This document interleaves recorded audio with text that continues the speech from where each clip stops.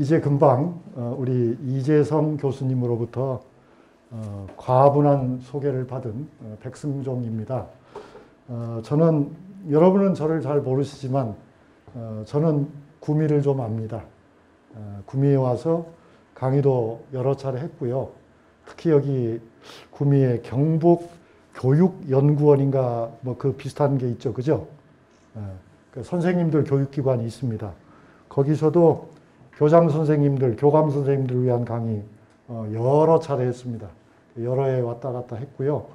또 제가 과거에 지금도 젊습니다만 더 젊었을 때 군인이었을 적에 군대 생활의 절반을 구미에서 했습니다. 나머지 절반은 대구에서 했고요. 그래서 이쪽이 저에게는 뭐 제 1의 고향은 아닙니다만은 제 마음 어디인가 깊이 자리 잡고 있는 향기로운 도시예요. 여러분 모르셨겠지만 저는 구미를 좀 짝사랑하는 사람입니다. 게다가 이제 우리 이재성 교수님은 제가 매우 존경하는 분이고 또 멋지신 분이잖아요. 그래서 이렇게 구미에서 뜻깊은 행사를 하신다고 하면서 저더러도 좀 와서 강의를 했으면 좋겠다고 해서 그냥 무조건 제가 찬성이라고 했습니다. 그러니까 이 교수님이 하시는 일이라면 뭐든지 좀 함께 하고 싶은 생각이 들었습니다. 그래 이제 오늘 여러분과 제가 이야기할 것은 로마죠. 로마 얘기고 그 다음 주에는 이제 조금 여러분이 익숙하지 않은 지명일 수 있는데 콘스탄티노플, 그러니까 요즘 말로는 이스탄불이라고 합니다. 터키의 이스탄불. 그리고 그 다음 주에는 이제 정말 멋진 도시죠. 제가 제일 멋지다고 생각하는 도시인데 베니스라고 하는 도시를 가고 그리고 또 그 다음 주에는 마지막 네 번째인데 우리가 잘 몰라서 그렇지 알면 알수록 그 도시의 깊은 매력에 빠질 수밖에 없는 프라하의 연인들이라고는 그 뭐가 있었죠. 그죠 여러분? 그래서 제가 어느 해인가 지금부터 한 4, 5년 전에 프라하를 갔더니 그 프라하의 그 황금의 다리에서 많은 한국의 젊은 남녀들이 웨딩 사진을 찍고 막 그렇더라고요. 되게 예쁘더라고요. 그래서 나도 좀 젊으면 저렇게 할 텐데 하는 생각도 좀 해봤습니다. 그런데요, 도시란 도대체 뭘까요? 도시란 여러분에게 무엇입니까? 물론 일일이 한 분씩 다 돌아가면서 말씀하실 수도 있겠지만 시간이 없으니까요. 그러니까 저는 도시에 큰 관심을 갖습니다. 그건 우선 우리가 도시에 사니까요. 도시에 삽니다. 거의 대부분의 사람들이 도시에 살아요. 그러니까 도시는 우리의 아늑한 품이기도 하고 도시는 우리가 누리는 우리의 문명의 탄생지이기도 하고 문화가 가장 융성한 곳이기도 하고 또 어찌 보면 우리가 청산해야 할 많은 찌꺼기들, 많은 쓰레기들을 배출하는 그러니까 여러 가지 의미에서의 쓰레기죠. 물리적인 의미뿐만 아니라 그런 곳이 도시죠. 그런데 이제 역사가로서 제가 도시에 주목하는 것은 도시에서 역사가 만들어지더라 그 말입니다. 그래서 오늘은 이제 아까 이 교수님 말씀하신 것처럼 고대 문명, 서양 고대를 낳았다고 볼 수 있는 것은 그리스와 로마일 것입니다. 다 할 수 없으니까 오늘은 로마를 그 대표로 불러내는데요. 이 로마라고 하는 도시는 고대에만 의미가 있었던 것은 아니고요. 오늘 강의 중에도 제가 그런 말씀 드리는데 역사의 실험실이다. 로마는 역사의 실험실이다. 로마는 인류 역사의 중요한 고비마다 정말 큰 실험을 좋은 의미로든 나쁜 의미로든 그런 실험을 했어요. 그래서 이제 그 로마를 우리가 가는데 내용은 제가 여러분과 함께 나누고 싶은 내용은 무척 많습니다. 그래서 이거를 아마 자세하게 설명하기는 어렵고요. 간단하게 말씀드리고 궁금하신 분은 유인물이나 또는 제 책을 참고하시고 그렇지 않으시면 이제 이따가 질문을 하셔도 좋습니다. 그래서 첫 시간에는 그러니까 로마의 역사를 한번 훑어보는 거예요. 로마의 역사가 희한하게도 공화정에서 왕정을 잠깐 거칩니다만 공화정에서 제정으로 넘어간 것이 이제 로마의 역사예요. 그래서 1차 시에는 그 로마 역사를 좀 한번 쭉 훑어보고요. 2차 시에서는 여기 적은 것처럼 그런 로마가 움직이는 원리가 뭘까? 로마의 역사를 만들어간 힘이 어디서 나왔는지를 다각적으로 한번 알아보려고 합니다. 그리고 이제 마지막에는 로마 제국은 망하죠. 망하고 나서도 물론 역사는 계속됩니다만 그런 이야기들을 되게 하려고 합니다. 그래서 이제 로마의 역사를 보면 역사가 이 도시 안에 이렇게 딱 내려앉아 있어요. 그림을 보실 적에 이게 사진인데 어떻습니까, 여러분? 참 아름답죠. 로마의 구도심입니다. 곳곳에 다 이렇게 이게 뭐 같습니까, 여러분? 성당이죠. 교회들이 굉장히 많습니다. 굉장히 많아서 그 교회 안에 들어가 보면요. 금빛, 은빛이 찬란해요. 도대체 얼마나 많은 금과 은을 갖다 발랐는지, 장식을 했는지, 로마에 가서 교회들을, 성당들을 보고 난 다음에는 한 2년쯤은 어느 성당도 안 가는 게 좋아요. 왜? 로마에서 이런 성당들을 보고 나서 다른 곳에 가서 성당을 가게 되면 헤이 하는 소리가 그냥 나오거든요. 시시해. 그래서 한 2년쯤은 아무 데도 안 들어가시는 것이 좋다. 그럴 정도로 찬란하다.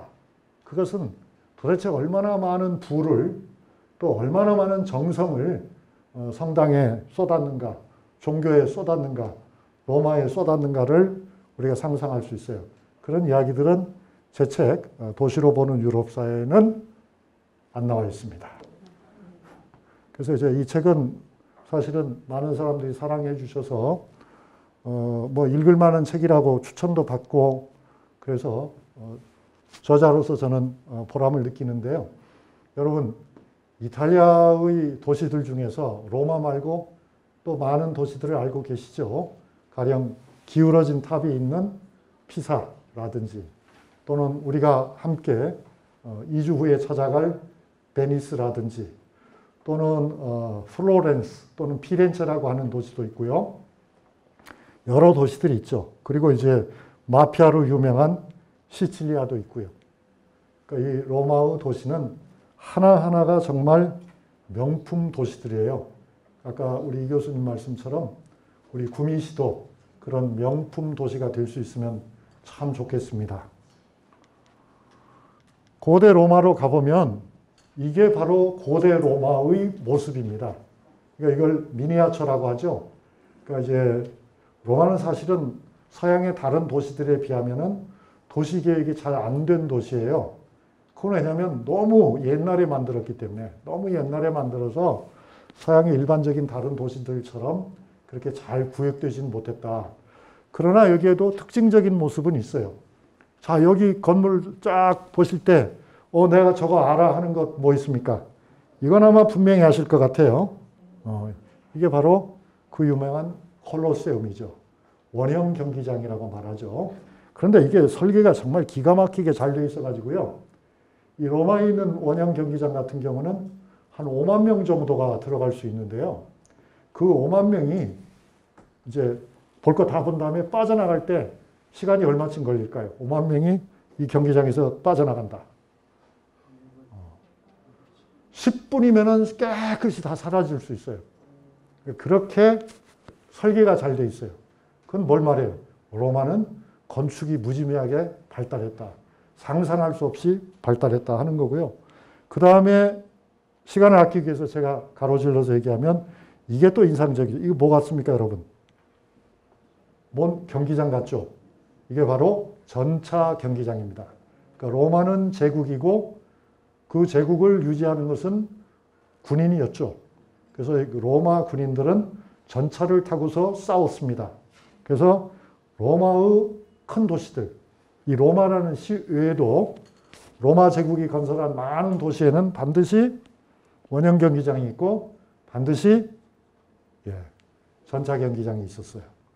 그래서 로마 사람들은 매우 공연을 좋아했구나. 로마 사람들은 굉장히 무를 숭상했구나. 로마 사람들은 굉장히 용감했겠구나. 그런 것들을 여러분이 생각해 보실 수 있습니다. 그 밖에 이제 그 밖에 또 인상적인 건 여러분이 혹시 아실 만한 것으로는 여기서 금방 찾기는 어렵지만 이 부분인데요. 이게 바로 이제 개선문이라고 하는 곳입니다.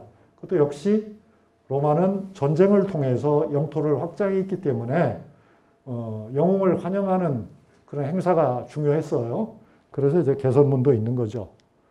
이 로마라고 하는 화려했던 그 전성기의 모습은 이 그림을 보면은 사라지고 없어요. 여기는 이제 원형 경기장만 있는데 주변 지역이 어떤 것 같아요, 여러분?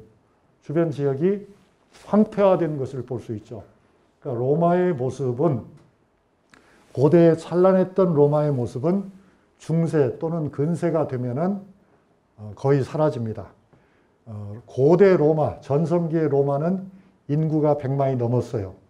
그렇지만은 15, 16세기의 로마는 인구가 5만 정도밖에 되지 않았습니다. 그러니까 10분의 1로 확 줄어버린 거죠. 이런 도시를 우리는 또 어디서 찾을 수 있을까요? 예를 들면 경주도 그러했을 것입니다. 경주도 전성기에는 100만이 넘었다고 합니다. 그러나 조선시대나 고려시대의 경주의 중심부는 분명히 2, 3만을 넘지 못했습니다. 그러니까 우리는 역사 속에서 항상 뭔가가 더 잘 되고 더 확장이 되고 하는 것들을 생각하겠지만 실제는 그렇지 않다. 실제는 그렇지 않고 전성기라는 게 있고 그 전성기를 겪은 다음에는 퇴조의식이 있는 거예요. 잘못하면 망할 수도 있는 거예요.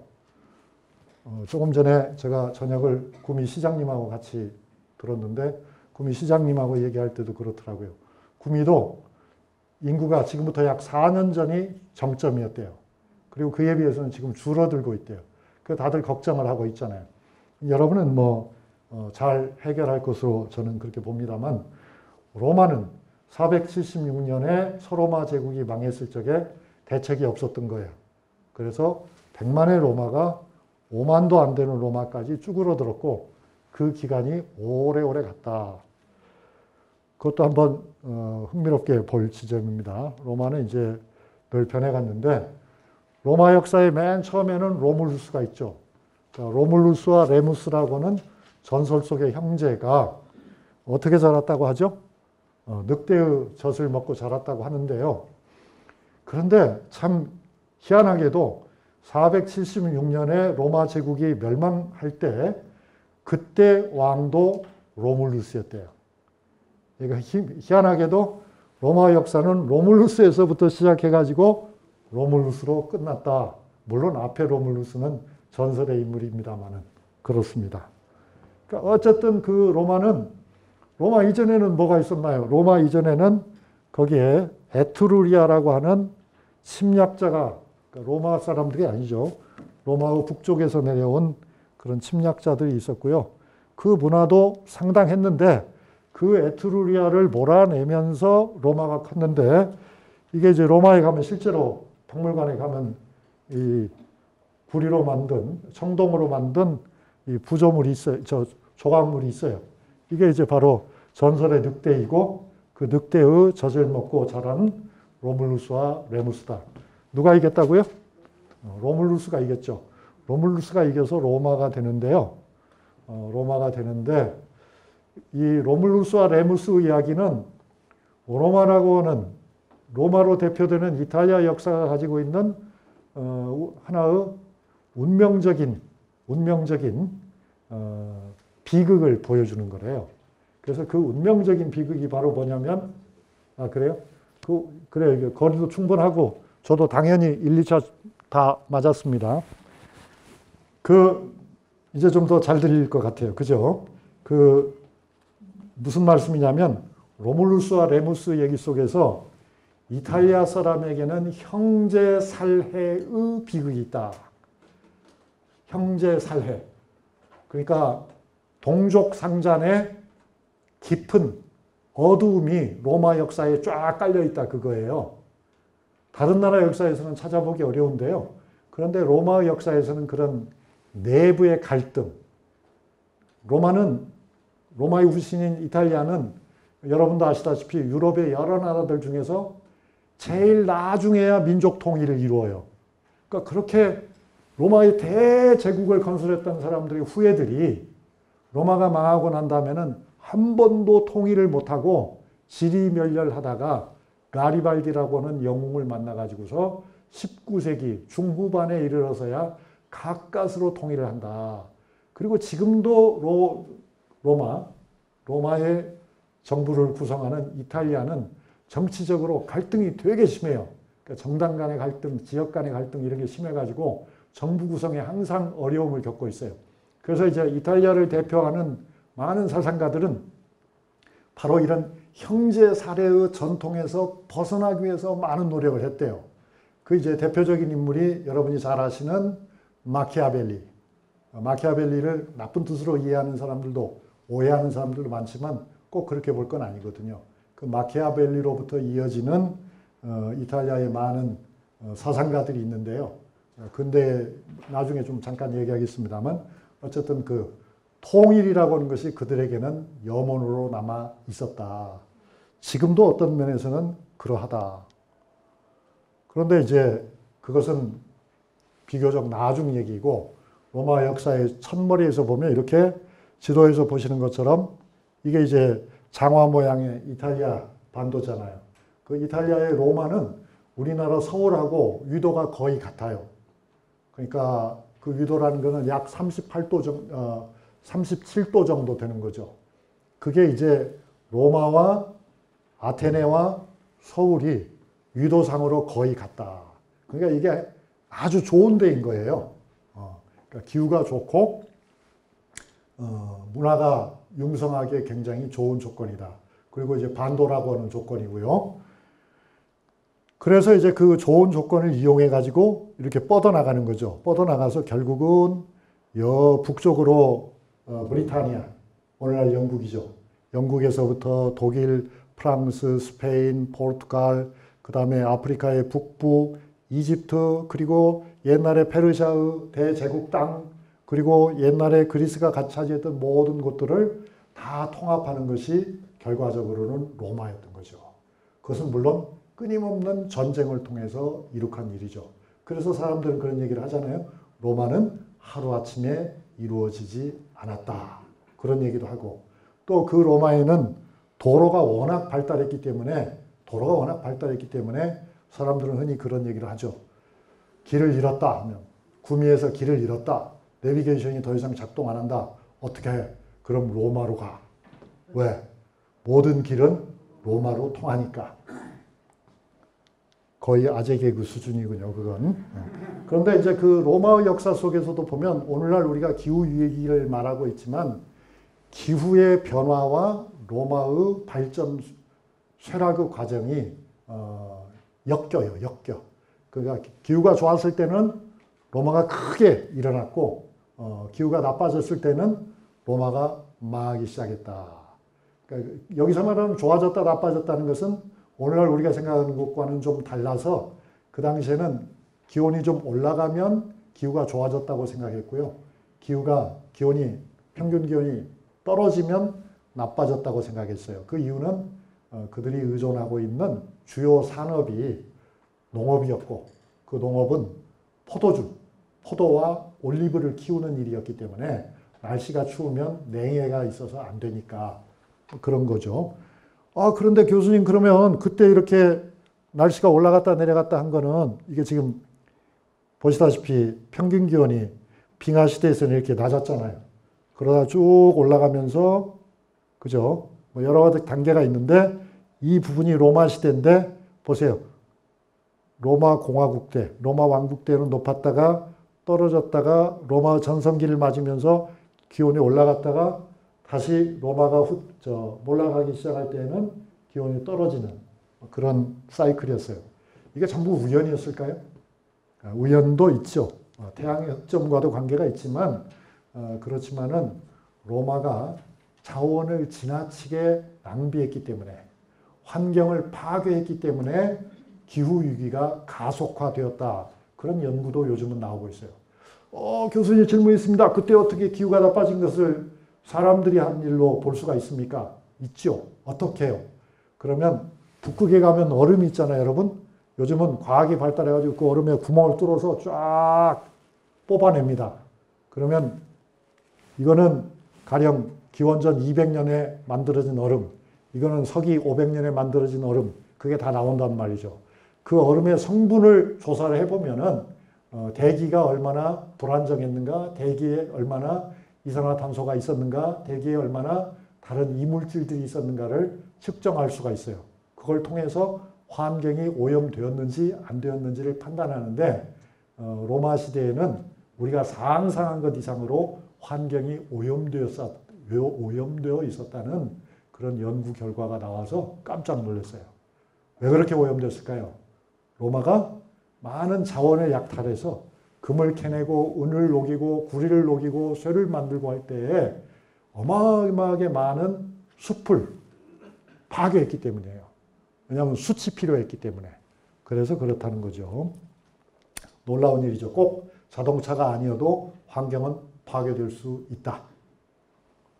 아마 우리나라에서도 환경 재앙이 여러 차례 있었던 것 같아요. 제가 보기에는. 우리나라에서 환경 재앙이 가장 심했던 것은 18, 19세기인 것 같아요. 18, 19세기에 우리나라에는 산다운 산이 하나도 없었다. 왜? 다 떼버렸기 때문에. 뭐 하느라고?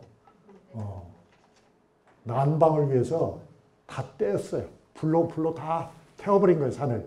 그래서 18, 19세기에는 산에 나무가 거의 없었고, 아마 여러분도 기억하실 겁니다. 지금부터 한 30년 전만 하더라도 숲에 나무라고 할 만한 것이 거의 없었습니다.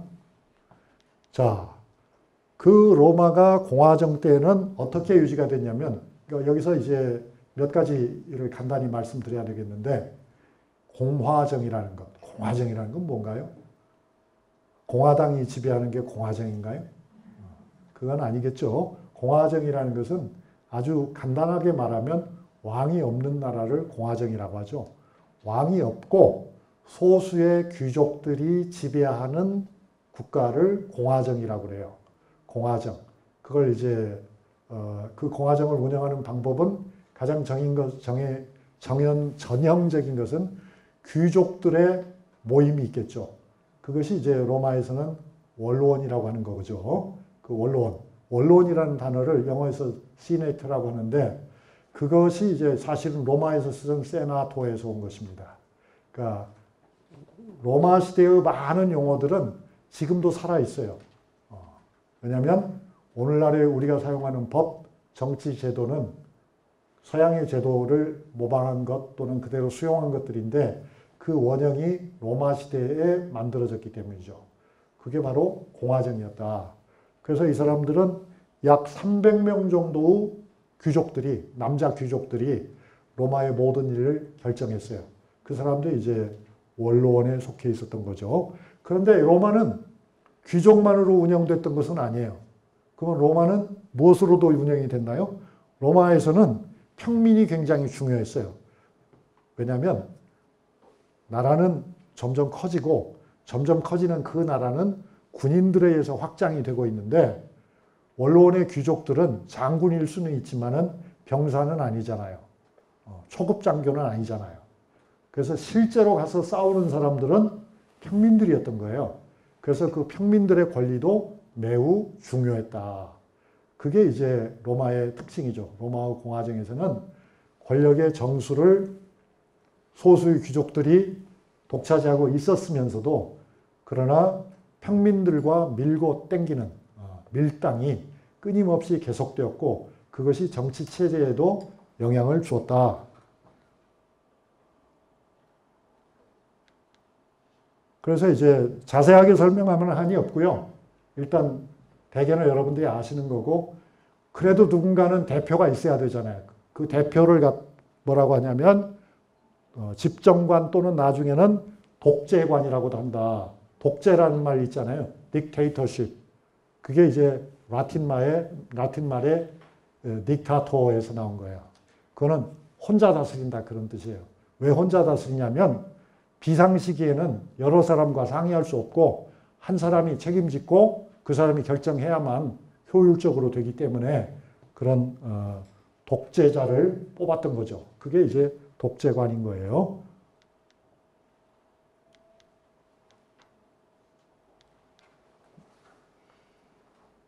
여기서 걸려서 가만히 있습니다. 네, 이제 내려갔습니다. 그래, 이제 로마에는 공화정의 시대가 상당히 길게 이어졌는데, 로마에만 그런 공화정이 있었던 것은 아니고요. 로마의 공화정이라는 것은 그리스의 공화정을 어찌 보면 수용한 거였다고 생각해요. 그러니까 그리스나 로마, 그리고 이 공화제도라고 하는 제도는 인도에도 있었어요. 여러분, 시다르타를 아시죠? 시다르타가 누굽니까? 고다마 시다르타. 석가모니라고 우리가 부르는 사람이죠. 그 사람 신분이 뭡니까? 그게 사실은 틀린 말이거든요. 고다마 시다르타는 왕자였던 적이 없어요. 왕자이지도 않아요. 왜냐하면 고다마 시다르타의 나라는 공화정이었기 때문에. 그 카필라성이라고 하는 곳은 공화국이었어요. 그래서 거기는 아버지가 왕도 아니고 어머니가 왕후도 아니에요. 그런데 왜 그렇게 가르칠까요? 그것은 중국을 비롯한 동아시아에는 공화정이라고 하는 것이 없기 때문에 그걸 뭐라고 설명할 수가 없어서 그걸 왕이니 왕비니 뭐 세자니 그런 표현을 한 거다. 그러나 사실은 전혀 그렇지 않다. 사실은 완전히 거짓말이다. 그러니까 우리가 공화정을 몰랐기 때문에 그런 것이지 인도까지는 공화정이 와 있었다. 그런데 그 공화정이 오고 안 오고가 왜 그렇게 중요하냐면 굉장히 중요하죠. 그러니까 왕 혼자 다스리는 것이 왕정을 기본으로 알고 왕정을 떠나서는 다른 어떤 정치체제가 불가능하다고 생각한 사람들이 우리만은 아니었던 거죠. 중국도 그렇고 일본도 그렇고 많은 나라들이 그렇게 생각했는데 서양 사람들은 그게 달랐다. 왜? 로마의 첫머리가 공화정이었고 그 공화정이 매우 성공적이었기 때문에 그리고 그것은 그리스로부터 온 것이기도 하다. 그래서 이제 그 로마에 갔을 적에는 이 포로 로마노라고 하는 유적지가 굉장히 중요한데요. 이게 말하자면 우리나라로 치면은 세종로쯤 되는 거예요. 여기에 이제 중요한 관청들이 있고 말하자면 로마에서 굉장히 중요한 역할을 하는 사람들이 모여서 살았다. 그래서 이제 포로 로마노는 포로라는 말은 본래 광장을 뜻하는 거죠. 로마의 광장이라는 뜻이지만 실제로는 광장 이상의 의미를 갖는 거고요. 그 포로 로마노를 따라서 쭉 내려가다 보면은 이렇게 개선문이 있어요. 콘스탄티누스 개선문인데 아까 말씀드린 것처럼 로마는 결국 전쟁을 통해서 끝없이 확산되고 있었기 때문에 확대되고 있었기 때문에 결국 영웅들을 맡기 위해서는 뭔가 그 영웅의 명성과 공로에 적합한 축하 행사가 필요했고 그래서 이런 개선문을 만들었던 거다 하는 거죠. 근데 그러면 여러분이 저한테 그렇게 교수님 근데 질문이 있어요. 영토를 넓히면 어디까지 넓혀요? 그런 이야기. 어디까지 넓혀요? 로마는 영토를 확장하는 과정에서 실증이 났을까요? 안 났을까요? 실증이 났어요. 실증이 났어요. 왜냐하면 여러분 키가 큰 건 좋은데 키가 크고 진짜 커버리면은 편리한 점이 많나요? 불편한 점이 많나요? 불편한 점이 많아요. 그러니까 어느 정도 커야 폼도 나고 편안하지 그 이상 크면은 불편하다. 그건 나라도 마찬가지예요. 더군다나 교통과 통신이 그때 무슨 뭐 G5가 있었던 것도 아니고 GPS가 있었던 것도 아닌데 그런데 나라를 무한정 키우면은 굉장히 불편한 일이 생기죠. 그래서 사실은 로마의 어려움은 로마의 영토가 지나치게 확대된 것과 관계가 있다고 봐요. 영토가 지나치게 확대가 되면은 유지 비용이 너무 많이 드는 거예요. 그러니까 여러분 아파트를 30평대 아파트는 괜찮은데 120평대 아파트로 이사를 가보세요. 어떤 일이 생기나. 청소는 어떻게 합니까? 난방은 어떻게 합니까? 관리비는 또 어떻게 내실랍니까? 여러 가지 복잡한 문제가 생기죠. 로마도 그랬다. 근데 왜 그러면 이렇게 확장을 했습니까? 왜냐하면 새로운 영토를 확장할 때마다 많은 재물을 새로 얻을 수 있기 때문에 확장을 한 거예요. 그러나 확장을 해놓고 나면은 그걸 유지 관리하는데 또 어마어마하게 많은 돈이 들어가는 거예요. 그래서 결국은 그것이 짐이 되는 거죠. 그래서 로마도 완전히 지중해 하나를 다 차지하고 거대 제국이 되어서 인구를 5천만 또는 6천만의 인구를 다스리게 되었을 때는 로마가 지쳐요. 그래서 나중에는 한 황제가 다스릴 수 없다고 판단해서 스스로 알아서 로마를 쪼개기 시작해요. 그러니까 둘로도 쪼갰다가 넷으로도 쪼갰다가 그런 일들이 생깁니다. 이게 이제 그 로마의 중심에 있는 판테온이라고는 신전인데 이 신전은 나중에는 바뀌어요. 뭘로 바뀔 것 같아요, 여러분? 교회로 바뀌죠. 그건 왜냐하면 로마의 초기에는 기독교를 몰랐잖아요. 로마의 초기에는 로마 사람들은 기가 막히게 뛰어난 점이 있는가 하면 아주 맹한 점도 있어요. 기가 막히게 뛰어난 점은 뭐냐면 냅션, 수용은 아주 잘해요. 그러니까 로마 사람들은 기본적으로 실용적이에요. 실용성이 있는 게 건축도 실용성을 말하고 전쟁 기술이라는 게 다 실용적인 거잖아요. 도로를 만드는 것도 굉장히 실용적이고요. 실용적인 거는 아주 뛰어나요. 그런데 로마 사람들은 아주 젬병이에요. 뭐의 젬병이냐면 창의성이라는 점에서는 아주 젬병이에요. 그 로마 사람들은 뭘 하나 제대로 만든 것이 사실은 없어요. 아니 교수님 지금까지 다 로마 좋다고만 얘기했는데 아니 좋은데 창의성은 없다고요. 그래서 로마는 심지어는 이 판테온조차도 이게 판테온이라는 건 만신전이거든요. 모든 신들을 모신 성전인데 그 신들의 이름조차도 그리스 신들이다. 그래서 여러분이 이윤기가 번역한 책을 보면 책의 이름이 무슨 신화인데 무슨 신화라고 되어 있어요. 그리스 신화가 아니고 그리스 로마 신화예요. 왜냐하면 그리스의 신들을 로마 사람들이 다 훔쳐갔기 때문에. 그러니까 자기네 신 이름조차도 없을 정도로 빈곤의 어떤 의미에서는 로마는. 그러니까 로마는 받아들이는 데는 선수지만은 만드는 데는 취약했다. 그러니까 로마의 조각품이 그렇게 훌륭하지만 그 로마의 조각품이라는 건 다 보면은 여러분이 그리스를 가보시면 알아요. 아테네를 가보시면은 아테네 전성기의 조각의 흉내에 지나지 않는다. 이건 너무 심하게 얘기한 거고요. 어쨌든 경향으로 봐서는 그렇다는 거죠. 그러나 그 실용성은 높이 살만합니다. 그 로마 시대에 사람들은 어디 살았을까요? 사람들은 대체로 이런 거를 빌라라고 하는 거죠. 빌라에 살았어요. 아니 교수님 빌라에 사는 거는 로마의 어떤 사람들이었나요? 이 빌라를 다 차지하고 사는 사람은 귀족이죠. 최고 귀족이고요. 보통의 사람들은 어떻게 됐냐면 보통의 사람들은 이 집에서 맨 꼭대기층에 살았어요. 그 꼭대기층에는 시설이 없어요. 화장실도 없어요. 부엌도 없어요. 그러니까 가족이 살 수 없어요. 그러니까 로마 시민의 상당수는 오늘날 시민들이 그렇듯이 오늘날 우리나라 시민들이 그렇듯이 뭐였다? 헛가정이었다. 하나밖에 없는 1인 가구였어요. 그 사람들은 평생 일을 해서 먹고 살았죠. 그런데 주택난이 얼마나 심했든지 로마 시의 인구가 100만이었지만은 그러나 거기서 집을 가질 수 있는 사람은 매우 드물었죠. 집을 가질 수 있는 사람은 중산층이죠. 보통의 사람들은 월세를 내고 살았어요. 그 월세를 이 사람들은 미리 냈어요. 1년치를 미리 냈어요. 6개월치를 미리 냈어요. 그러니까 보통의 로마 시민들은 2평짜리 아파트에 살았는데 아니 원룸이라고 해야 되겠죠. 부엌도 없고 화장실도 없는 원룸에 살았는데 자기가 매일같이 나가서 벌어서 번 돈 있잖아요. 일당은 다 어떻게 했다? 월세로 뜯겼다. 그럼 뭘 먹고 살아요? 그게 문제죠. 그거는 로마의 통치자가 주는 은혜를 먹고 살았어요. 복지의 혜택으로 살았어요.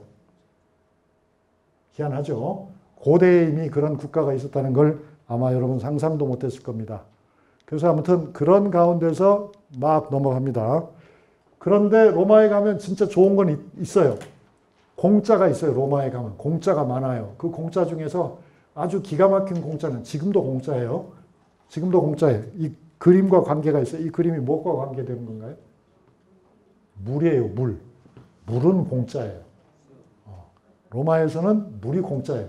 지금도 공짜예요. 그러니까 여러분들 로마에 관광 가실 적에는 물을 사지 마세요. 그냥 물병만 있으면 됩니다. 그럼 가서 분수해서 물을 틀어서 받아 먹을 수 있는 식용 분수대 옆에 수도꼭지가 있어요. 그걸 틀어서 마시면 돼요. 그거 다 깨끗한 물이에요. 그러니까 이제 길게 설명하면 한이 없는데 제가 시계를 보고 있습니다. 55분에는 우리 쉴 거거든요. 지금 10분쯤 남았어요. 그런데 그 도시를 보는 개념이 우리하고 서양 사람들은 근본적으로 달라요. 그러니까 우리 얘기는 하지 말고 서양 사람들 얘기합시다. 서양 사람들은 어떻게 생각하냐면 아주 처음부터 서양 역사의 아주 처음부터 서양 사람들은 자연을 이용한 도시라고 하는 개념보다는 자연을 굴복시키는 도시를 생각해요.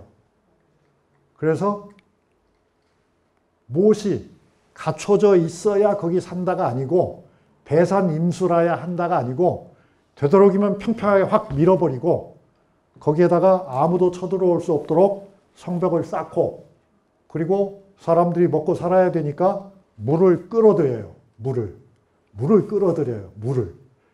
물을 끌어들이기 위해서 이런 탑도 아닌 물길을 내요. 이걸 이제 보통 우리가 수도교 또는 수로교라고 하죠. 여기서 물이 어디로 흘러간다는 겁니까? 요 위로 흘러가요. 위로. 왜 이게 높습니까?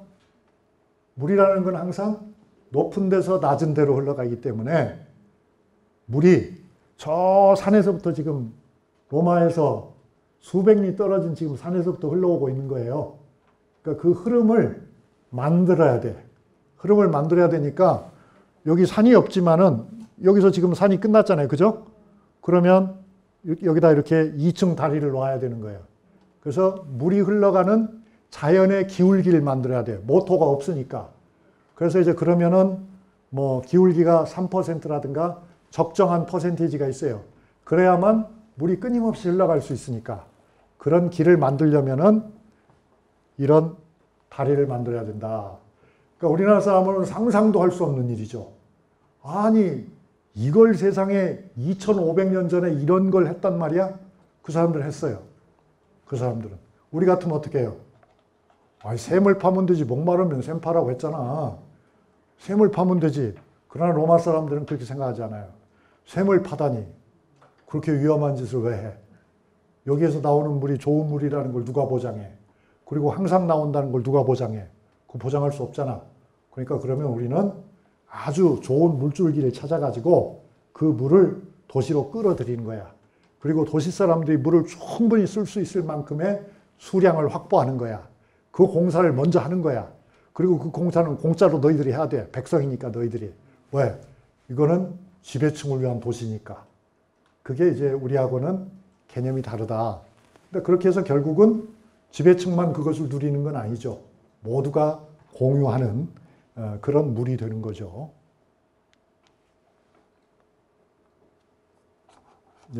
제가 이야기를 많이 하고 있으면 멈추는 경향이 있어요. 근데 아무튼 그런 계기는 있었어요. 그 계기가 왔던 것은 그것도 역시 전쟁이었다. 이른바 여러분이 잘 알고 계시는 하니발이라고 하는 그 유명한 명장이 있잖아요. 카르타고의 하니발이라고 하는 명장이 사실은 카르타고가 해상 왕국이었는데 지중해를 차지하고 있던 왕국이었는데 그들이 이제 결국 로마로 쳐들어와서 로마가 거의 망할 뻔했는데 그걸 잘 막아내면서 로마가 컸더라 그런 얘기예요. 그런데 이제 여기서는 잠깐 그 로마의 일상의 풍경을 좀 더 얘기하려고 그래요. 그러니까 뭐 다른 왕 얘기, 귀족 얘기는 여러분들이 대개 알고 계시는데 여러분이 진짜 모르는 얘기는 보통 사람들의 이야기니까요. 보통 사람 이야기를 하려고요. 로마에는 100만이 살고 있다 보니까 제일 큰 문제가 뭐였냐면 불이었어요.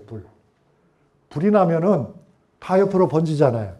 그래서 로마시에는 100만이 살고 있는 로마시에는 로마 공화국 때부터 이미 100만이란 말이죠. 로마에는 소방서가 사방에 설치되어 있었어요. 그리고 그 소방서가 아주 활발하게 활동을 하고 있었는데요. 그러니까 이게 지구대마다 소방서가 있었다. 그런데 이건 진짜 저한테만 들을 수 있는 거예요. 이건 책에 안 나와요. 아까 제가 말씀드렸잖아요. 보통의 로마 사람들은 화장실이 없는 집에 산다. 부엌이 없는 집에 산다. 그런데 볼일은 어디 가서 봅니까? 그러니까 공중 화장실에 가서 봐요. 근데 그 공중 화장실은 공짜예요. 근데 그 공중 화장실이 남성, 여성 구별이 없어요. 그리고 문이 열려 있어요. 그래서 로마의 사람들은 누구나 화장실에 갈 때가 되면은 이렇게 앉아 있어요. 이게 좌변기죠. 이 앉아서 쉬를 하는 사람, 대변을 하는 사람이 다 앉아서 거기서 사귀는 거예요. 내 이름은 레온데 너는 이름이 뭐야? 뭐 이렇게. 어젯밤에 뭐 먹었어? 어제 콜로세움에서 경기는 재밌었니? 너는 누구를 응원했는데? 이렇게. 이게 이제 사교장이에요. 정말 웃기죠. 그 다음에 이제 일을 다 본 다음에 좀 뒤처리를 해야 되는데 뭘로 닦나요? 그때 종이도 없는데? 화장지도 없는데? 그때 로마 사람들은 어떻게 하냐면은 수세미 있잖아요. 수세미를 식초에다가 넣어가지고 식초, 살균이라는 건 알았던가 봐요. 그 식초 묻은 수세미로 쓱 닦고 다시 거기다 넣어줘요. 그러면 그거를 또 상대가 받아서 그걸 또 자기 닦고 넣어요. 그랬어요. 자, 그러면 이건 진짜 비밀인데 여러분이 모를 것 같아서 제가 꼭 알려드리고 싶은데 우리나라 사람들은 죄송합니다. 이게 거룩한 자리에서 화장실을 얘기해서 우리나라 사람들은 조선시대, 로마시대 말고 조선시대에 뒷일을 보고 나서 뒤를 어떻게 닦았나요? 보통 사람들은 집으로 닦고요. 양반은 뭘로 닦았을까요? 양반들은요, 막대기로 닦았어요. 그래, 여러분들 똥친 막대라는 말 들어봤어요? 똥을 묻힌 막대라는 뜻이에요. 그래서 막대가지를 통에다가 여러 개를 깨끗하게 씻어서 말려서 놓으면 그놈으로 하나 닦고, 둘 닦고, 셋 닦고, 꽂아놓고 나가요. 그런데 여러분, 그거 아세요? 이덕무라는 학자 이름 들어보셨죠? 청장관 이덕무가 쓴 글을 보니까 세종대왕이 바로 그 똥 닦는 막대기를 가지고 화장실에서 국리를 하면서 한글의 모형을 만드셨대요. 그런 기록이 남아있어요.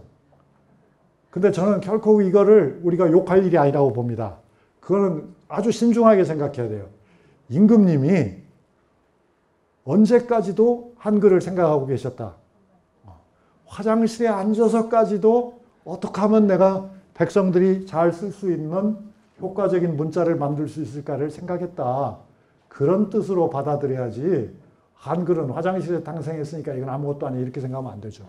그죠? 근데 어쨌든 우리와는 완전히 다른 거였는데 그런데 이제 이 물기를 아까 물 얘기했잖아요. 물을 이렇게 싹 끌어들이니까 이건 이제 말하자면 수로의 간선이죠. 그죠? 굵게 표시되어 있으니까. 가느다랗게 표시된 건 뭐겠어요? 지선이죠. 지선. 이렇게 물기를 끌어들이니까 도시에 굉장한 효과가 나타나요. 어떤 효과가 나타나겠어요? 첫째, 불 끄는데 도움이 되죠. 그죠? 두 번째, 사람들이 먹고 마시는데 도움이 되죠. 그거 말고도 효과가 있어요. 어떤 효과가 있을까요? 공기가 맑아져요. 사람들이 많이 살면은 매연이 발생하고 여러 가지 먼지나 이런 게 있는데 물을 흘러가게 하면은 조그마한 물이라도 물이 흘러가게 하면은 공기가 맑아져요. 왜 그렇죠? 물이 흘러가면서 좀 과학적으로 얘기하면 기화열을 뺐기 때문에 바람이 만들어져요. 그 바람을 통해서 도시 외와 도시 안이 바람결이 형성이 돼서 공기가 깨끗해져요. 그러면 또 어떤 효과가 있겠어요? 여름에 견딜만 하게 된다. 여름에 도심지의 온도가 떨어져요. 여러분, 이거는 구미시에서도 해볼 만한 것입니다. 물길을 만들어라. 도심 안에 노출된 물길을 만들어라. 그러면은 공기의 흐름이 만들어진다. 그리고 사람들도 위로를 받는다. 그러니까 물을 바라만 봐도 그렇다. 그러니까 이제 이건 나중에 이야기할 겨를이 없어서 잠깐 말씀드리면 독일에 가면 프라이부르크라고 하는 도시가 있는데 프라이부르크에 가면 베힐레라고 해서 실제로 그런 작은 물길이 도심지를 흘러가고 있어요. 그것이 도시인의 건강에, 정서에도 굉장히 도움이 된다. 구미에서 꼭 한번 해보십시오. 어쨌든 이제 그 소방관 얘기를 하는데, 이 소방관이라고 하는 사람 얘기를 아주 딱 잘라서 얘기하면 2분밖에 시간이 없으니까 딱 잘라서 얘기하면, 대개 소방관은 누가 하냐면은 아주 어려운 사람들이 했어요. 왜냐하면 이거는 로마 시민권을 얻기 위해서 대개 소방관으로 또는 경찰관으로 노력봉사를, 말하자면 공익요원이에요. 공익요원을 5, 6년씩 해요.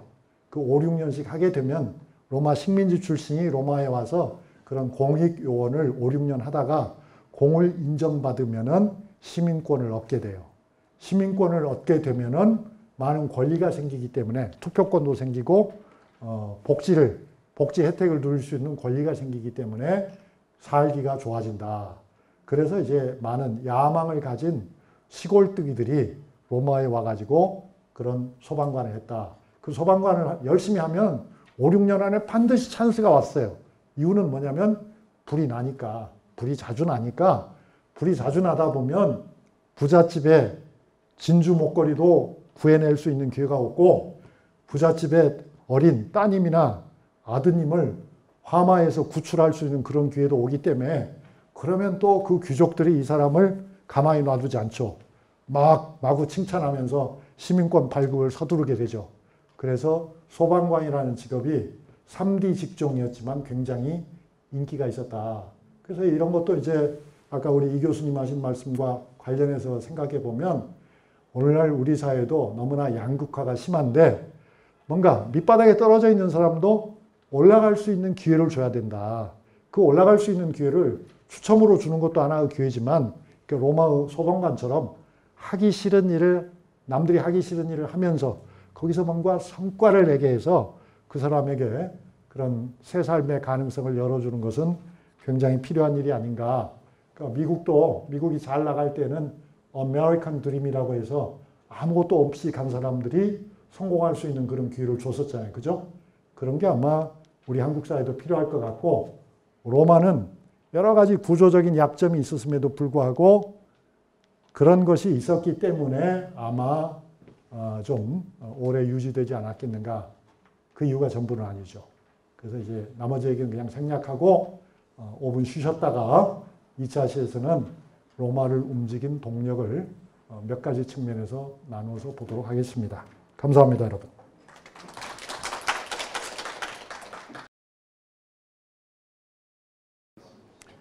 네, 감사합니다, 여러분. 그러면 두 번째 시간에는 로마를 움직이는 힘이 무엇이었을까?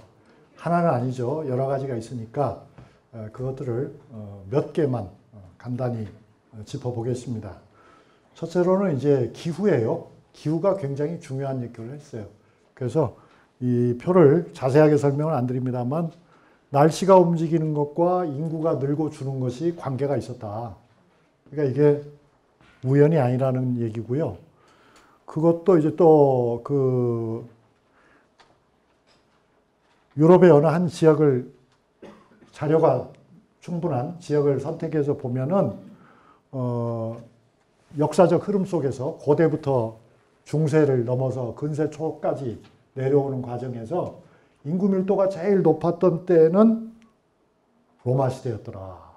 그건 뭐냐면 그만큼 어땠다는 거예요. 경제가 잘 돌아갔다 그 말이에요. 로마 시대가 정말 놀랍게도, 우리는 경제가 늘 이렇게 좋아지는 게 아니라고요. 경제도 어떤 체제, 어떤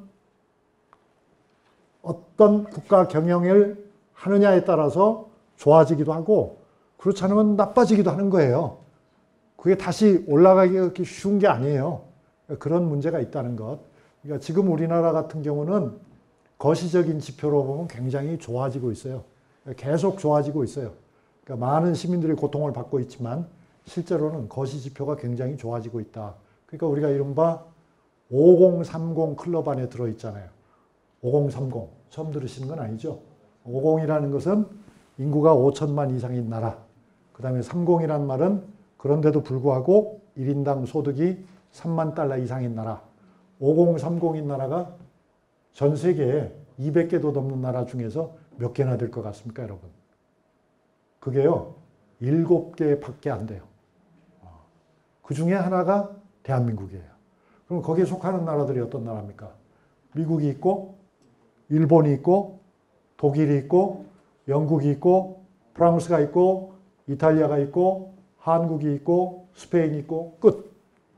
그것이 전부입니다. 중국은 안 들어가죠. 왜? 30이 안 되니까. 3만이 안 되니까. 그러니까 그런 의미에서 보면 한국이라고 하는 나라는 실제 우리가 지금 도달해 있는 지표를 가지고 본다면 세계에서 막강한 대개 한 7위권 이내다.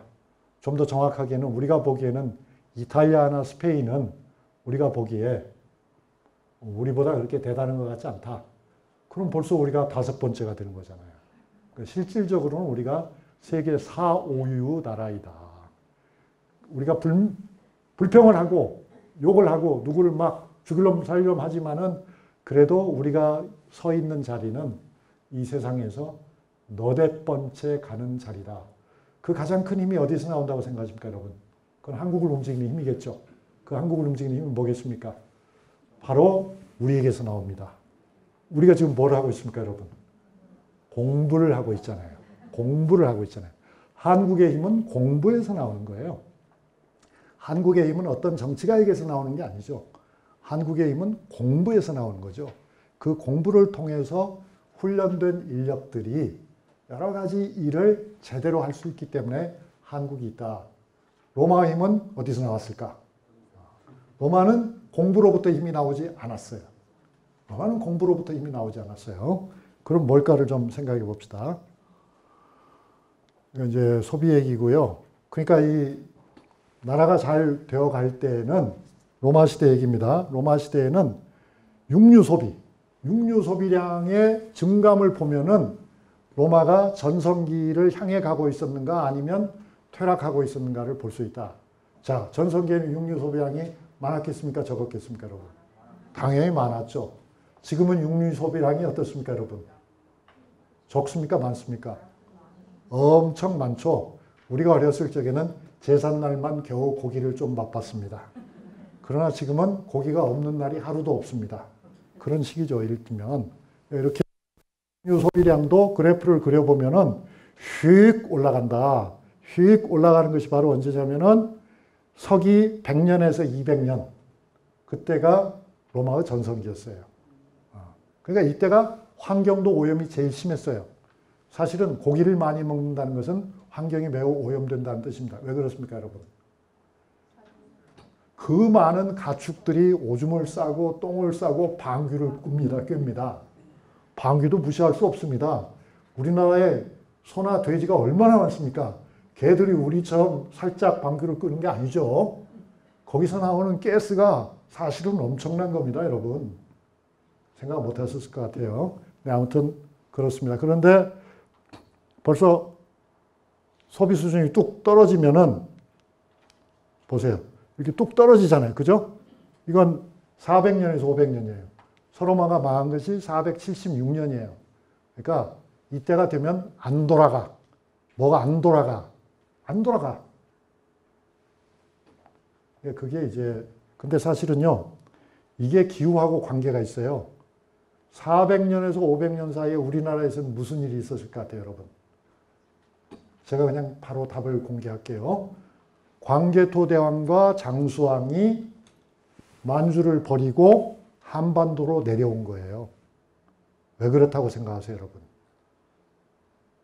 뭐 길게 생각하면 좋지만 시간이 없으니까 그것도 제가 대신 대답을 하면 기후가 나빠졌어요. 기후가 나빠져서 북방에 있는 여러 오랑캐들이 다 남쪽으로 내려가기 시작했던 거예요. 그래서 중국에서는 이른바 5호 1699 시대가 열려요. 즉 양자강 이북에는 과거에 오랑캐라고 불리던 사람들이 다 차지하고 있었어요. 그래서 고구려도 그 틈에 낄 수가 없었다. 그러니까 고구려도 남으로 내려오는 거예요. 그 결과 이제 백제가 거의 망하는 수준이 되는 거죠. 그러니까 어쨌든 그런 변화가 일어나고 있었다. 북반구에서는 그런 인구의 변화, 기후의 변화로 인해서 삶의 질적인 변화들이 일어나고 있었다 하는 걸 알 수 있고요. 뭐 목재 소비량 같은 것도 이렇게 조사를 해보면은 이때가 제일 많잖아요. 그죠? 이게 바로 로마의 전성기예요. 로마의 전성기에 목재의 소비량이 엄청나게 많았다. 숲이 다 파괴됐다. 그 이유는 전쟁을 해야 되니까. 그 이유는 쇠를 뽑아야 되니까. 그 이유는 집을 지어야 되니까 그랬다. 그래서 결국은 환경 재앙이 더욱더 강화가 되는 거죠. 그러니까 기후위기, 인간이 만든 기후위기는 지금이 처음인 것으로 여러분은 생각하고 있지만 사실은 그렇지 않다. 우리가 잘 몰라서 그렇지 역사의 고비고비마다 인간이 환경을 파괴해서 결과적으로는 호미로 막을 것을 가래로 막게 되었다. 환경을 지켜야 됩니다, 여러분. 그 이제 기후라는 것이 변하는 걸 쭉 보면 기후는 희한하게도 한 번도 머물러 있는 적이 없어요. 기후는 항상 변하는 것이 기후예요.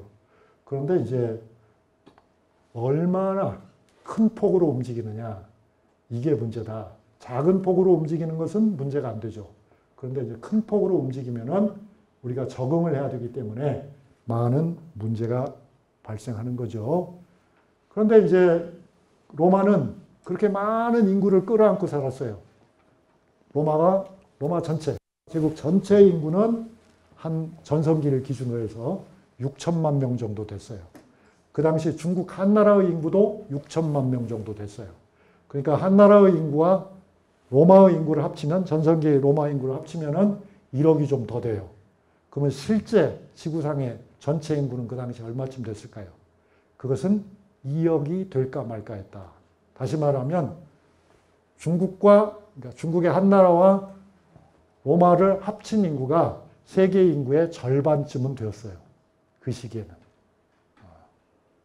그런데 로마에서는 유독 대도시를 중심으로 문화가 발달했잖아요. 로마는 100만 명이 넘었잖아요. 그러면 어떤 문제가 생기겠습니까? 여기서는 모두가 다 똑같이 살 수가 없잖아요. 100만 명이 그 좁은 공간에서 같은 수준의 문화를 즐기면서 살 수가 없어요. 같은 사회적 지위를 유지할 수가 없어요. 양극화의 문제가 생겨요. 문제를 어떻게 해결할 것인가? 여러 가지 방법이 있었지만 결국 통했던 것은 뭐였냐면 여기 나오죠. 뭡니까? 포퓰리즘이에요. 포퓰리즘이라고 하는 거. 지금도 포퓰리즘이라는 말 자주 듣죠, 여러분? 포퓰리즘, 포퓰리스트. 민중주의, 민중파. 그러니까 민중을 위해서 누군가는 개혁을 하려고 해요.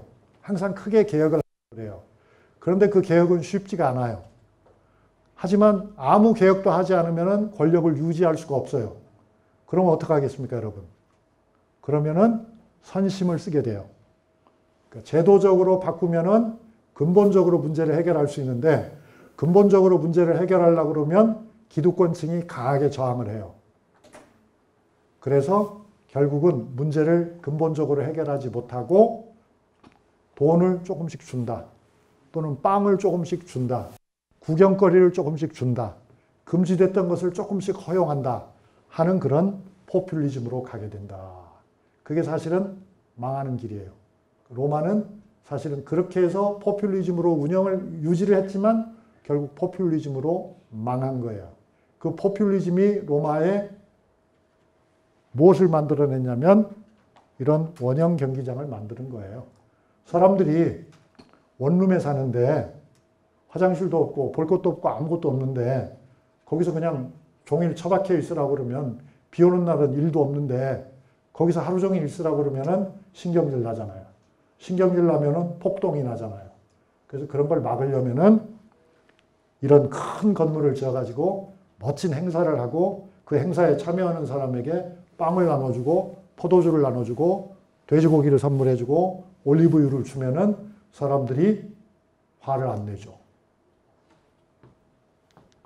그렇게 해서 이제 나온 것이 이 원형 경기장뿐만 아니라 또 뭐가 있냐면은 이게 이제 뭐 원형 경기장도 설명하려면 길지만 목욕탕이 어마어마하게 발달한 거예요. 왜냐하면 집에 샤워 시설이 없으니까 그리고 대개의 사람들은 막노동을 하니까 그 사람들도 어디선가는 씻어야 되고 그 사람들도 어디선가는 스트레스를 풀어야 되잖아요. 그래서 목욕탕을 지어가지고 마음껏 이용하게 하는 거예요. 공짜로. 포퓰리즘입니다. 그래서 이 로마 안에 이런 목욕탕이 수백, 수천 개가 있었다고 그래요. 믿을 수 없을 정도로 많았대요.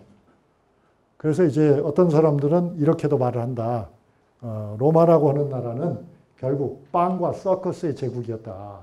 그 많은 극빈자들에게 권리를 주는 것보다는 선심을 쓰는 것이 비용이 적게 들기 때문에 결국은 빵이라고 하는 직접적인 생계의 수단과 서커스라고 하는 놀이죠. 놀이를 제공함으로써 불만을 해소해 갔다.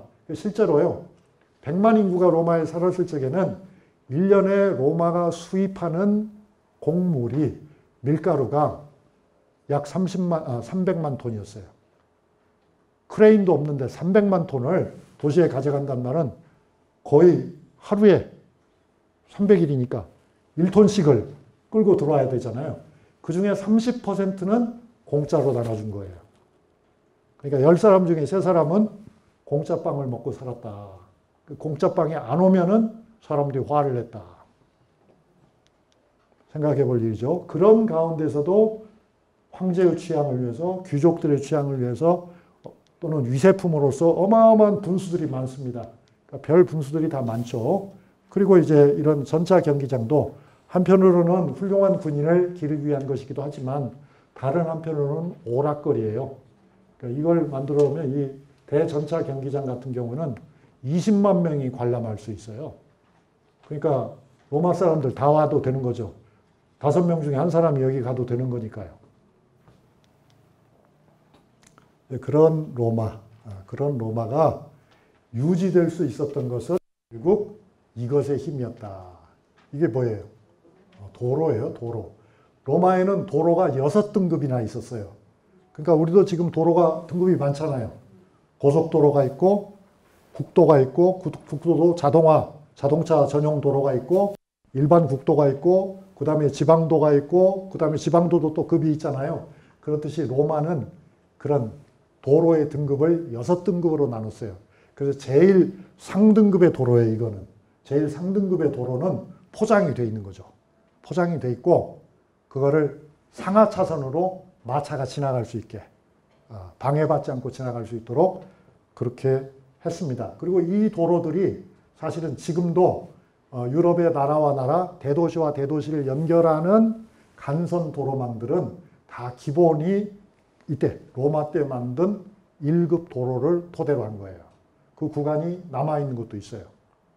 자, 그러면 왜 이렇게 큰 도로가 필요합니까? 좋은 도로가 필요합니까?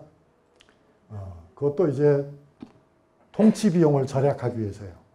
이런 도로가 만약에 없으면은 반란이 일어날 것에 대비해서 정치적으로 소요가 일어날 것에 대비해서 각 지역에 대단히 군사 시설을 만들어야 돼요. 그렇죠. 그러면 그게 비용이 많이 들어요. 그뿐만 아니라 대단히 군사 시설을 만들면 누군가는 그 군사 시설을 이용해 가지고 어떻게 하겠어요? 로마로 쳐들어오겠죠. 그렇잖아요. 그러니까 그걸 막기 위해서는 길을 잘 닦아놓고 중앙군을 로마 안에다 두는 거예요. 그래서 그걸 황제가 직접 통제를 하는 거죠. 그래서 문제가 생기면은 정예 병사를 이 도로 위에 실어서 보내버리는 거죠. 이런 방식은 로마의 창안품은 아니에요. 로마 사람들은 창의력이 없다고 했잖아요. 그럼 누구의 창안품이었겠어요? 이거는 페르시아의 창안품이에요. 페르시아 사람들이 이런 방식으로 나라를 다스렸는데 그걸 로마가 받았고 이것이 또 그 다음에는 어디로 넘어가는지 아십니까? 어디로 넘어가냐면 몽골의 원나라로 넘어가요. 원나라가 또 이 도로를 중심으로 해서 대제국을 다스려요. 그리고 그 방식을 누가 받아들이는 겁니까? 결국은. 그걸 결국은 미국이 받아들이는 거죠. 미국이 제국을 다스리는 방식은 로마가 제국을 다스리는 방식과 별로 차이가 없다. 그러니까 페르시아가 제국을 다스리는 방법, 로마가 다스리는 방법, 몽골이 다스리는 방법, 영국이나 미국이 다스리는 방법이 큰 차이가 없다. 그런 의미에서 제가 로마에서 제국의 향기를 맡는다고도 말하는 거예요. 도대체 제국이라는 것을 어떻게 운영하는 것인지 본때를 보여줬다. 우리는 그걸 잘 몰라요. 우리는. 왜 잘 모를까요? 우리는 제국을 만들어 본 적이 없으니까. 우리는 이런 도로를 만들어 본 적이 없었잖아요. 그러다가 이런 도로를 우리는 20세기 후반부터 만들기 시작했죠. 경부고속도로가 그 출발점이었고, 오늘날 우리의 소셜 인프라스트럭처, 사회 간접 시설은 어떻다? 어느 정도다? 세계 탑이에요. 세계 탑이에요.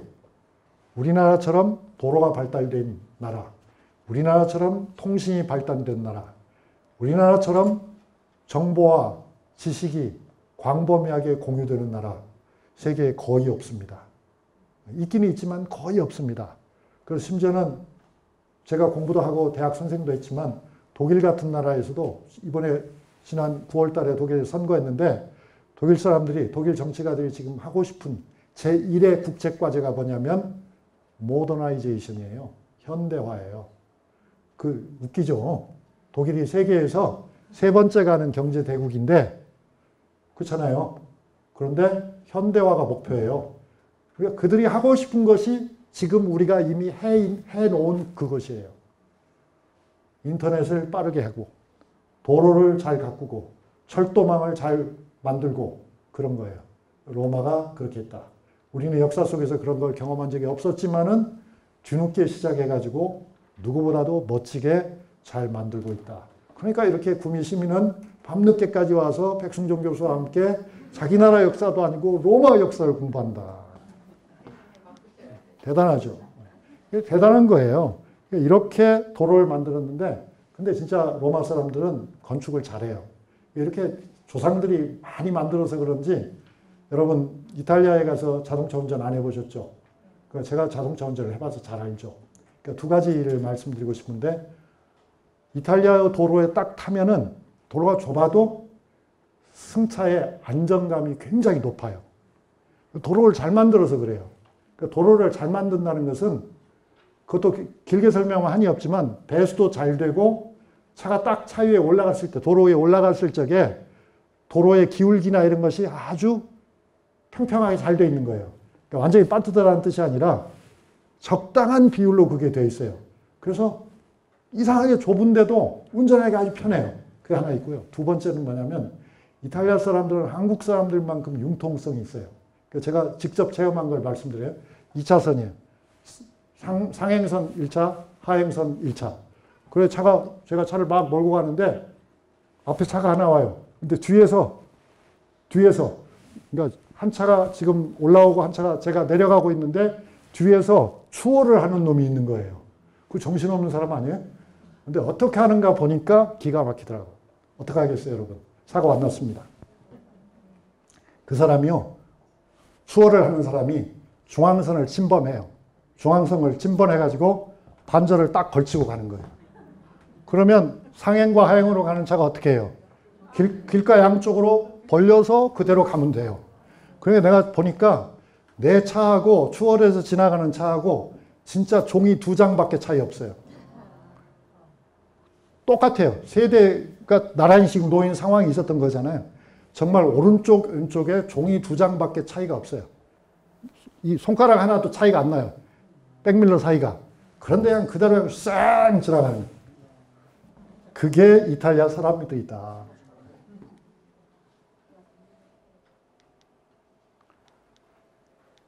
그 로마가 망할 때쯤 돼가지고 새로운 종교를 받아들이죠.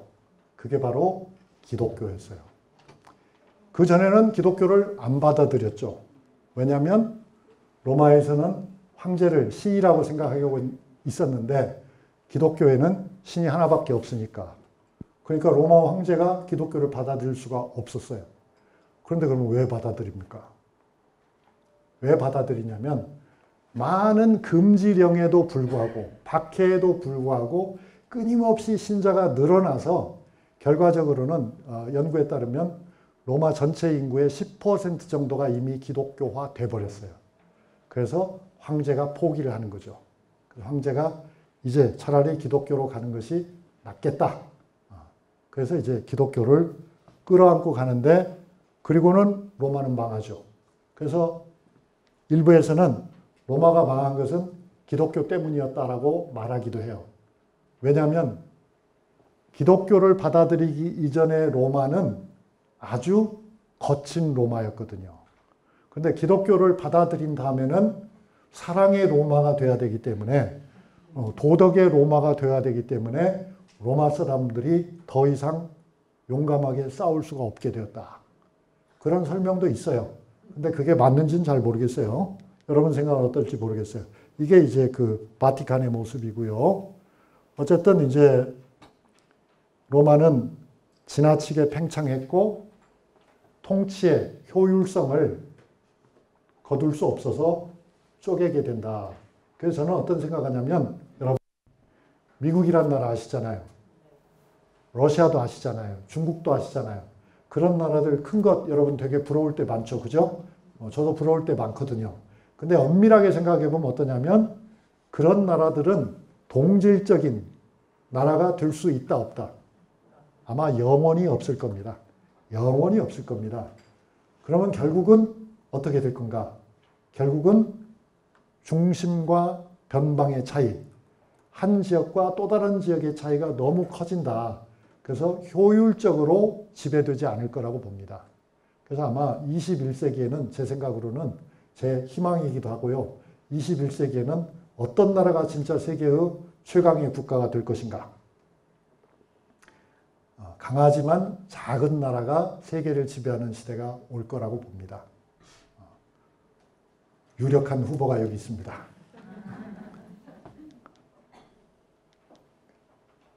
로마가 결국은 아까 기후도 변하고 행정도 잘 되지 않고 게다가 이제 정치적 혼란이 일어나서 짧은 시간 안에 그냥 20년 만에 황제가 5명씩 바뀌는 그런 뒤죽박죽의 군인 황제 시대가 옵니다. 그러면서는 군인 황제가 권력을 잡았는데 군대는 매우 약합니다. 그게 참 아이러니죠. 대개 무인 정권은 군사력이 약하더라고요. 그게 좀 웃기는 일이지만 그래요.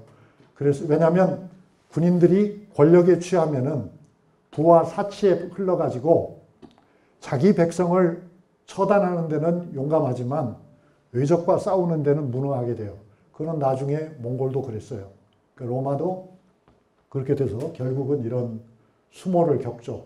이민족들의 침략, 반달족의 침략을 받아서 결국은 망하게 되는데요.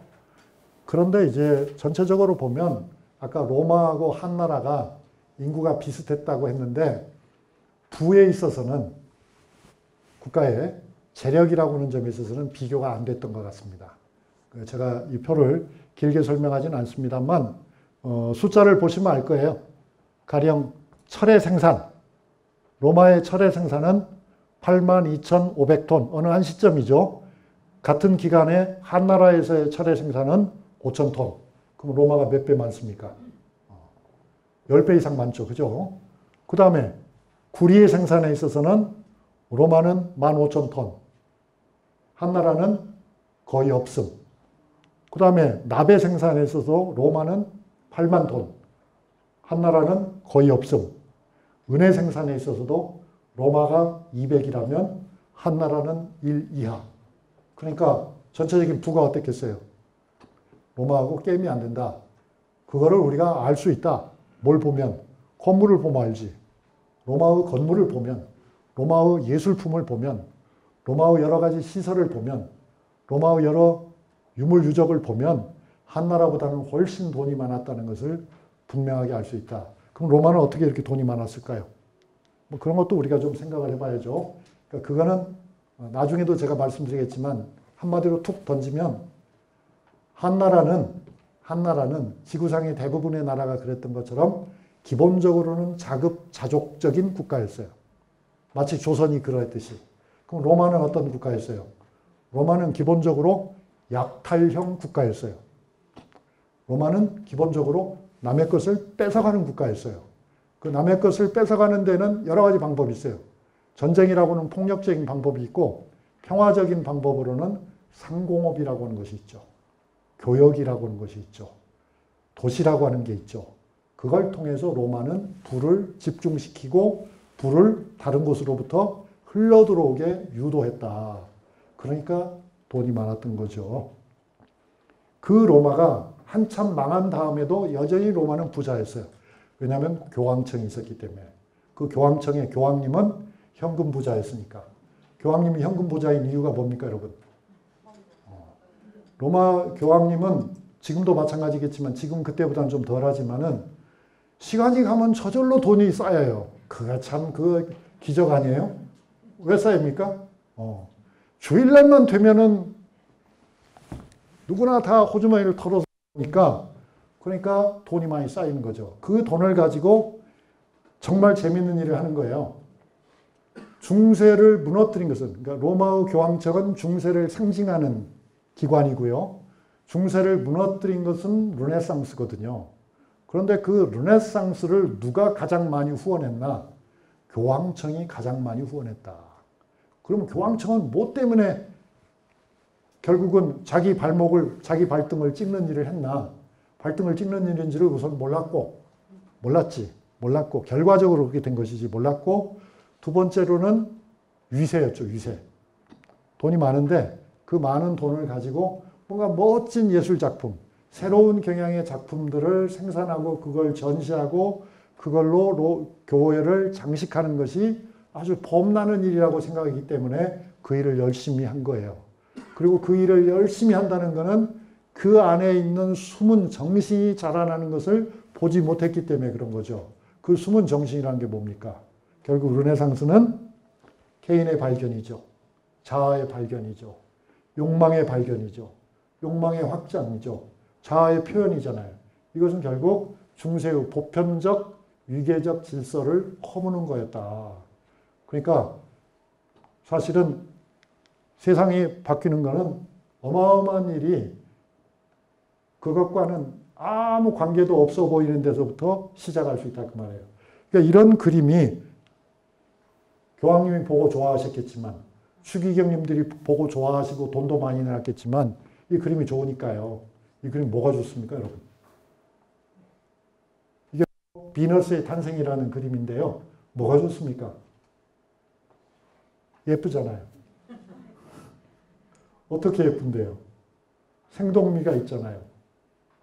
살아있는 몸을 볼 수 있잖아요. 중세 교회의 가르침과는 전혀 다른 거죠. 중세 교회의 가르침으로 말할 것 같으면 이런 인간의 살을, 인간의 살맛을, 말하자면 에로티즘을 드러내서는 안 되는 거죠. 이렇게 자기의 욕망을 표현해서는 안 되는 거죠. 더군다나 이건 기독교적인 세계관도 아니잖아요.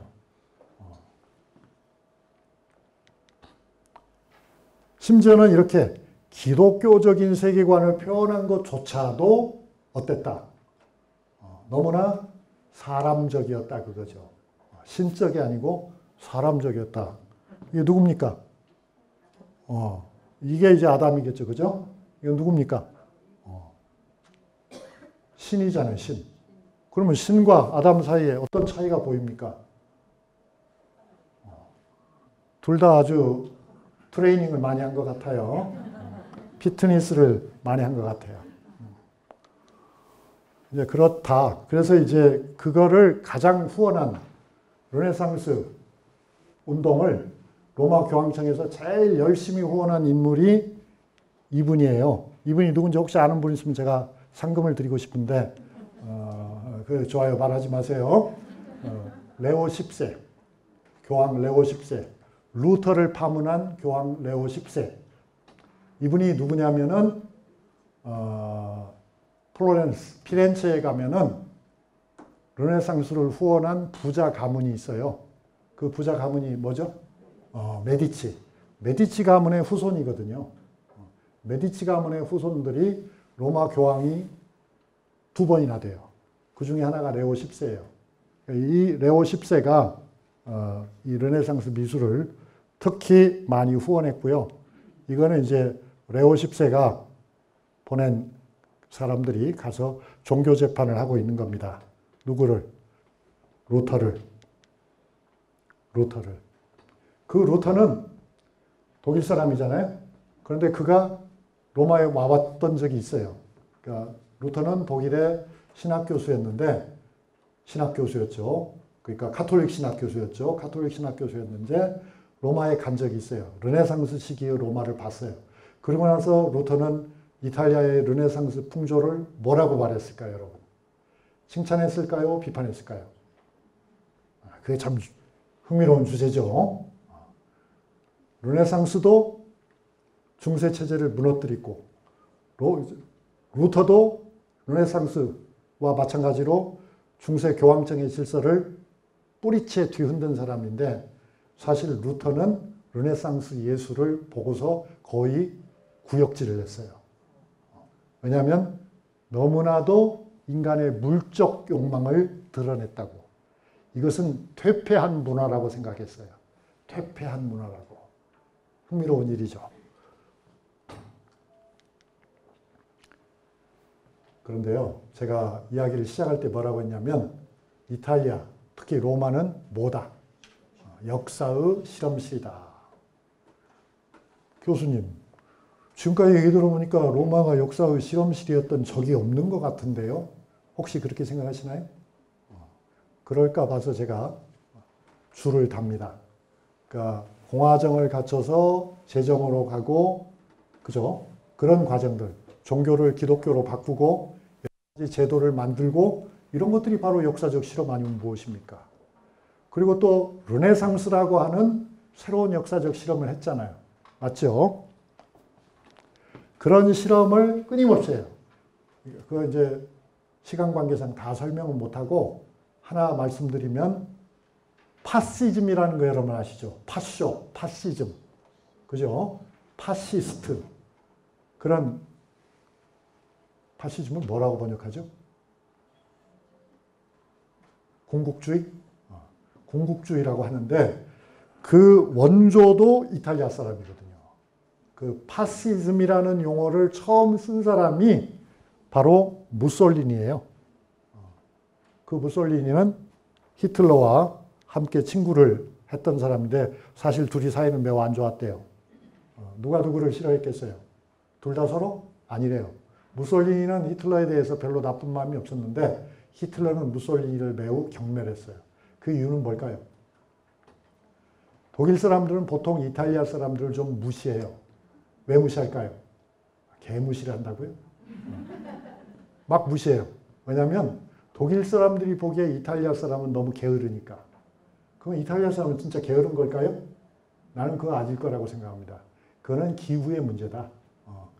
이탈리아, 특히 남부지방은 덥기 때문에 사람들이 더위를 피해서 낮에 쉬고 그늘에서 놀고 이런 게 많아요. 그걸 독일 사람들은 추운 데 사니까 그걸 잘 모르는 거죠.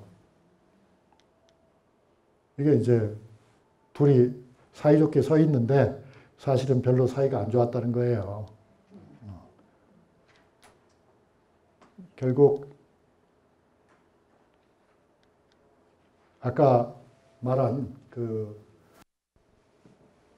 무솔리니 같은 사람도 그런 군국주의자의 길을 간 거는 자기가 권력을 잡기 위한 것도 있었지만은 다른 열망이 있었던 것도 있어요. 좋게 보면. 그러니까 낙후된 이탈리아를 어떻게든지 푸시업 하려고. 그런 좋은 의미에서 그런 생각을 한 사람은 가령 안토니오 그람시라고 하는 사람이 있는데 여기서 이제 그 사상까지는 다 설명할 시간이 없고요. 크게 보면은 현대화된 마키아벨리스트였다. 마키아벨리즘이라는 것은 군주론이라는 책을 읽어보시면 여러분이 잘 아실 수 있는 그런 거고요. 저는 실제로 이 로마에 갔을 적에 안토니오 그람시의 무덤을 찾아가서 이렇게 한 송이의 장미꽃을 올려놓고 사진을 찍었습니다. 그러니까 그 그람시가 어떤 의미가 있는지는 퀴즈입니다. 그리고 이제 현대에 와서 이탈리아에도 끊임없이 훌륭한 인물들이 많이 나오는데요.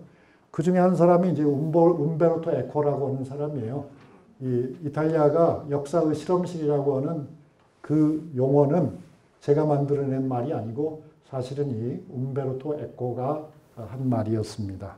움베르토 에코는 그것도 뭐 이야기하면 길지만 도서관에 아마 이 책이 있을 거예요. 장미의 이름이라고 하는 책도 있고 영화된 것도 있고 그렇거든요. 그래서 도대체 교수님이 무슨 얘기를 하는가는 장미 이름을 좀 한번 보시고서 저한테 말씀을 걸어보세요. 그런데 이 이탈리아 가시면, 로마에 가시면 여러분에게 꼭 권해드리고 싶은 게 있어요. 물론 이탈리아에 가면 와인을 마셔야 되죠. 토스카나 지방에서 나온 와인을 맛보시는 것도 좋고, 술이 좀 마음에 안 드시는 분은 커피는 어때요? 에스프레소가 바로 이탈리아의 커피입니다. 그리고 여러분이 마시는 아메리카노라는 것은 에스프레소에다가 물을 부은 것이 아메리카노고요. 그럼 에스프레소하고 보통 커피하고 어떤 차이가 있습니까? 추출하는 방식이 다르다. 보통 커피는 우리가 물을 위에다 붓잖아요. 그죠? 걸러내잖아요. 그런데 에스프레소는 기계를 통해서 압축을 시켜가지고 추출을 하는 거예요. 그게 좀 달라요. 근데 아무튼 그 에스프레소 맛을 보셔야 이탈리아에 간 느낌이 나고, 그 다음에 또 이탈리아에 가시면은 뭐 로마든 어디를 가시든 반드시 아이스크림을 드셔야 된다. 그게 이제 젤라또죠. 정말 맛있는 젤라또가 너무너무 많아요. 종류도 되게 많습니다.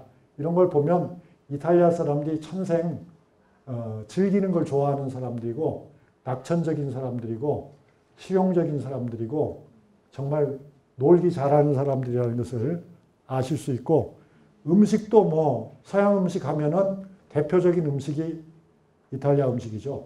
이탈리아 음식, 또 프랑스 음식, 그게 뭐 대표적인 거죠. 그렇다.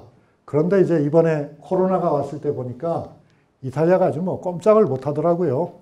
지금도 굉장히 애로를 겪고 있는데, 여러분이 이 다음에 그 이탈리아를 가실 기회가 있으면 자연을 보시고 싶으면 이탈리아 북쪽으로 가시라. 이탈리아 북쪽에 가면은 알프스가 보이거든요. 거기에 가면 이제 아주 유명한 곳이 돌로미트라고 하는 곳입니다. 사진에서 보시는 것처럼. 그래서 한번 이탈리아 일주를 하셔도 좋다. 오늘 제 말씀은 여기까지로 하고요. 혹시 질문이 계시면 간단히 받도록 하겠습니다. 다음 주에 질문 많이 해주시고요. 예, 시간이 급하니까 너무 죄송하게 생각합니다. 구미로 이사를 와야 되는데. 감사합니다, 여러분.